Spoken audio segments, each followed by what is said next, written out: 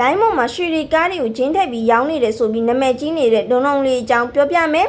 အရင်ဦးဆုံးသိရမှာဒုံလုံးလေးဆိုတဲ့နာမည်ကဘလို့ဖြစ်လာတာလဲ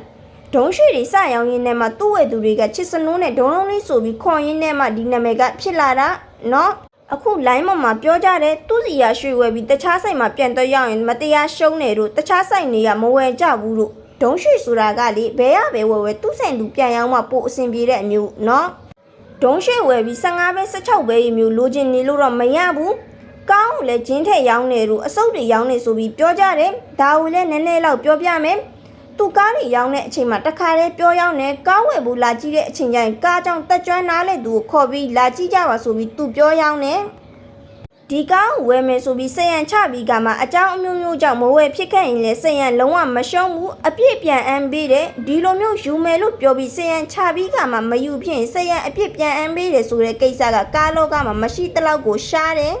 ဒါပေမဲ့ဒုံလုံးလေးစီမှာလုံးဝမရှုံးတဲ့အပြင်အပြည့်ပြန်အမ်းပေးတယ်စရန်အကိုတို့တတ်ထားတယ်အကြောင်းမျိုးကြောင့်မယူပြဘူးဆိုရင်လည်းညီမလေးတို့ကငွေအပြည့်ပြန်အမ်းပေးတယ်နောက်ထပ်တစ်ချက်သူ့စီကကားဝယ်ပြီးလို့9ရက်အတင်းမှာအစင်မပြေမှုတစုံတရာရှိခဲ့ကိုပေးဝယ်သွားခဲ့တဲ့ငွေတန်မှုတပြားတစ်ချက်မှမလျော့ပဲအပြည့်ပြန်အမ်းပေးတယ်အကိုတို့မတို့ရွှေနန်းဒုက္ခကနေကားတစ်စီးဝယ်သွားလို့အစင်မပြေမှုတစုံတရာဖြစ်ရင်ကျွန်တော်တို့ပေးတဲ့အချိန်မှာ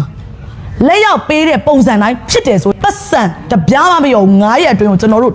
အပြည့်ပြန်အမ်းပေးမယ်ဒီလို service မျိုးဘာမှမရှိသေးဘူးလို့ထင်တယ်ဒါဟိုတော့မှဂျင်းထက်ရောင်းနေလို့ဘာလို့ဆိုတော့မြန်မာလူမျိုးတွေကလေကိုထက်တာမနာလို့ဆိုတဲ့ဇာကပုံအတိုင်း